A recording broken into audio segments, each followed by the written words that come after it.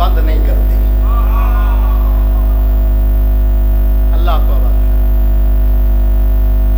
کوئی بندہ کسی بشر میں اتنی طاقت نہیں کہ وہ بتائے کہ علی کون ہے۔ وہ علی جو لسان اللہ ہے، وہ علی جو خود بھی علی ہے، وہ علی جو ہادی ہے۔ کون بتائے کہ وہ علی کون ہے، وہ علی کیا ہے؟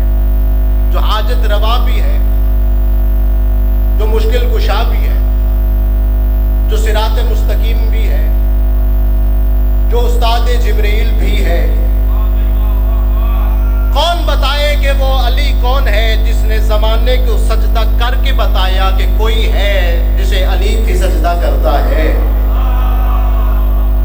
کسی بشر کی زبان میں یہ طاقت نہیں کہ وہ بتا سکے کہ علی کون ہے۔ وہ علی جو حاجت روا بھی ہے، مشکل کشا بھی ہے، وہ علی جو خدا کے گھر میں آیا،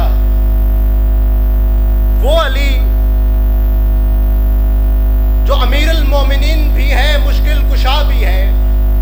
یہ فکرہ نہیں، ہر مومن کے دل کی ایک بات ہے اور یہ حقیقت ہے کہ وہ علی جس نے سجدہ کر کے کائنات کو بتایا کہ کوئی ہے جسے علی بھی سجدہ کرتا ہے۔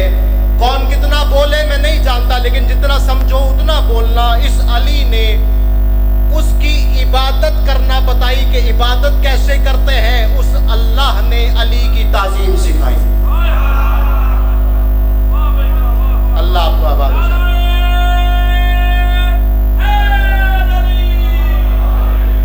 علی نے اللہ کی عبادت بتائی کہ کیسے کرنی ہے۔ اس اللہ نے علی کی تعظیم سکھائی کیسے کرنی ہے۔ تو جشن ہے علی ابن ابی طالب کا، اور یہ کوئی عام ہستی نہیں، یہ وہ ہستی ہے جو مومن اور منافق کی پہچان کراتی ہے۔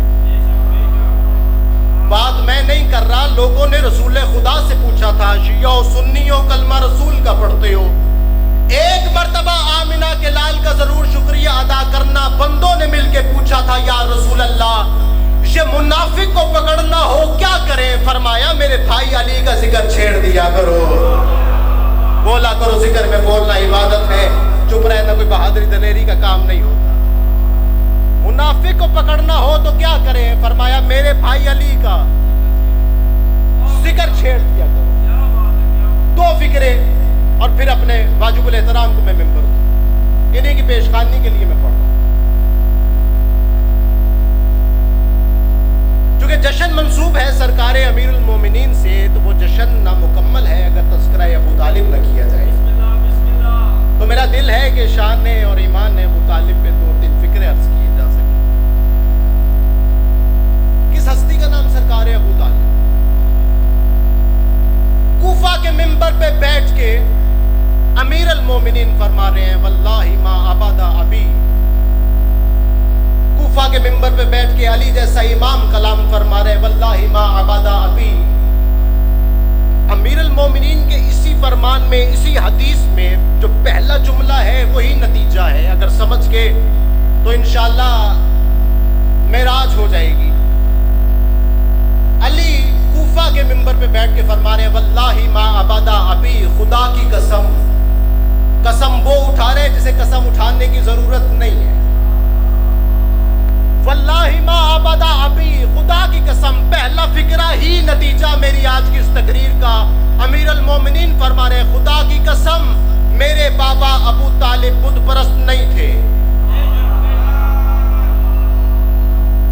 میرے بابا ابو طالب بت پرست نہیں تھے۔ فقط اتنا نہیں فرمایا، میرے دادا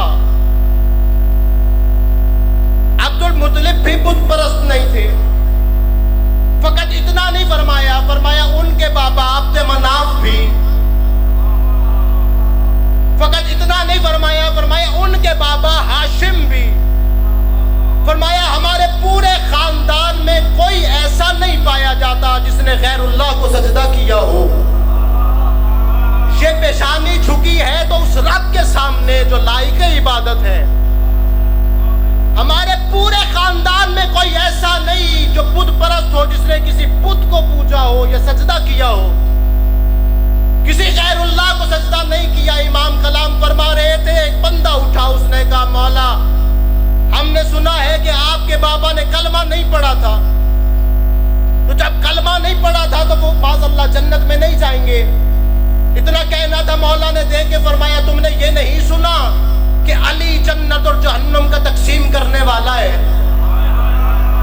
जो हाथ जोड़ के कहने लगा मौला हमने सुना है कि आप जन्नत और जहन्नम तकसीम करने वाले हैं। मौला फरमाते फिर जिसका बेटा जन्नत और जहन्नम तकसीम करने वाला हो उसका बाप जन्नत में कैसे नहीं जाएगा।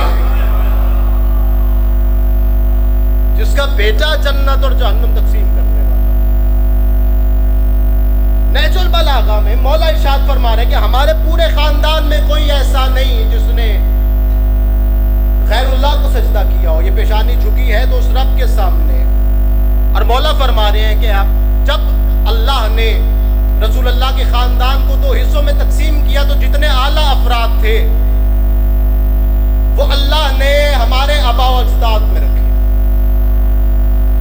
जितने आला अफराद थे वो रसूलुल्लाह के खानदान में रखे। जो आला किताब थी वो रसूलुल्लाह पे नाजिल फरमाई। 4 आसमानी किताबें हैं जो अल्लाह ने अंबिया अलैहिस्सलाम पे नाजिल फरमाई। फिक्रा सुनिएगा, 4 आसमानी किताबें, जितने सहीफे या जितनी आसमानी किताबें थी जब अल्लाह ने नबी को देना थी तो क्या कहा था, पहाड़ पे आ, बुलंदी पे आ, फिर किताब दूंगा।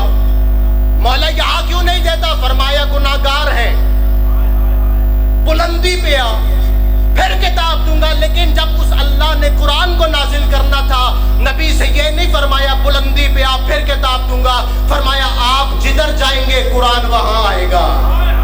हाय हाय, आप जिधर जाएंगे कुरान वहां आएगा। मेरे हबीब आपको कहीं जानने की जरूरत नहीं, आप घर में होंगे कुरान वहां आएगा, आप घर में होंगे कुरान वहां आएगा, आप जंग करेंगे कुरान वहां आएगा, आप सुलह करेंगे कुरान वहां आएगा। कोई हो जो जुमले की कदर करे, आप ज़हरा की चादर में होंगे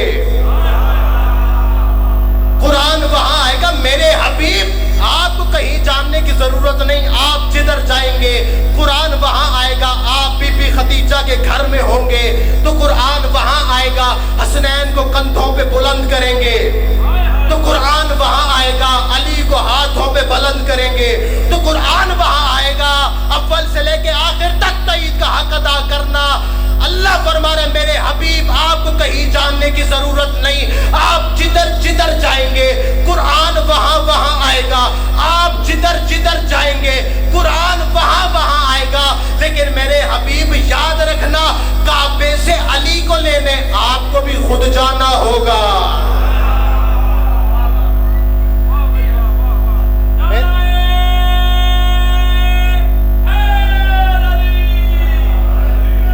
आखिरी फिक्र सुनिएगा, मेरे हबीब आपको कहीं जाने की जरूरत नहीं है, आप जिधर जाएंगे कुरान वहां आएगा। लेकिन याद रखिएगा, काबे से अली को लेने भी आपको खुद जाना हो।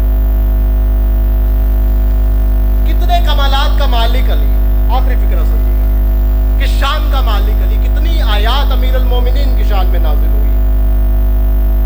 एक बंदे ने मौला से पूछा, मौला जो इतनी आयात आपकी शान में नाजिल हुई, आपकी पसंदीदा आयत कौन सी है। मौला ने यह नहीं फरमाया कि सोच के बताता हूं, यह भी नहीं फरमाया कि बहन से पूछ के बताऊंगा।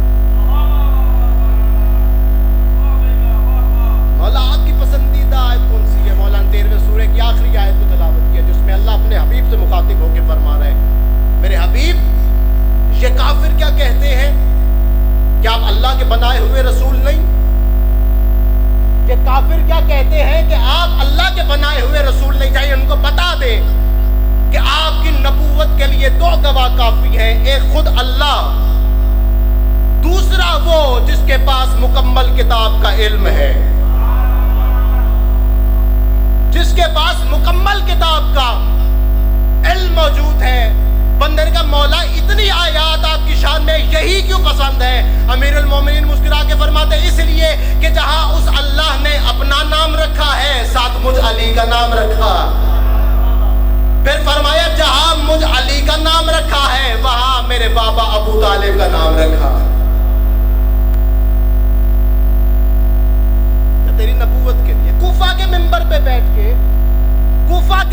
بیٹھ کے علی نے فرمایا تھا سلونی سلونی، جو پوچھنا چاہتے ہو مجھ سے پوچھو۔ ایک بندے نے اٹھ کے کہا آپ سے ہی کیوں پوچھیں، آپ سے ہی کیوں پوچھیں؟ اب دیکھیں ہر جگہ ماننے والے نہیں ہوتے، کچھ جگہ سوچنے والے بھی ہوتے ہیں۔ اس وقت بھی کچھ سوچنے والے تھے علی کو، ہر جگہ ماننے والے نہیں ہوتے، سوچنے والے بھی ہوتے ہیں۔ اور مجھے وہ عقل کا اندھا سمجھ نہیں آتا جسے غدیر کا مولا سمجھ نہیں آتا،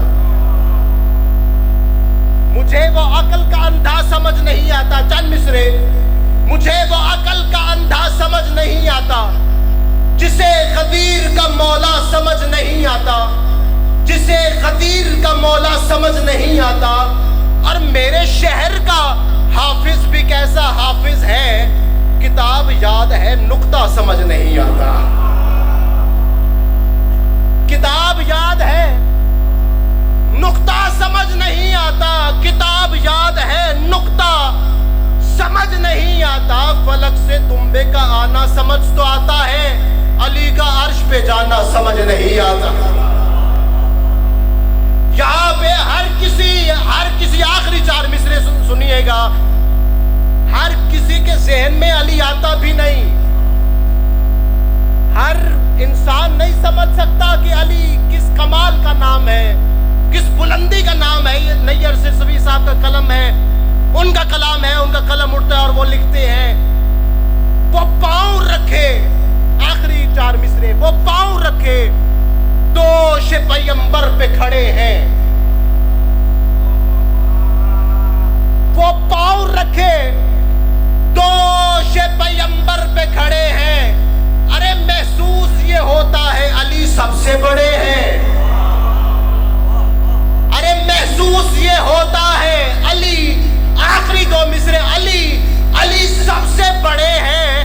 کبھی کسی کا مقابلہ نہ کرنا، کبھی کسی کو علی کے برابر نہ لے کے آنا۔ وہ پاؤں رکھے دوش پیمبر پہ کھڑے ہیں، محسوس یہ ہوتا ہے علی سب سے بڑے ہیں، محسوس یہ ہوتا ہے علی سب سے بڑے ہیں۔ اور کس کس کو اٹھاؤ کے روایت کے سہارے، کس کس کو اٹھاؤ کے روایت کے سہارے، تاریخ کے کوڑے میں بہت لوگ پڑے ہیں جن کی رگوں میں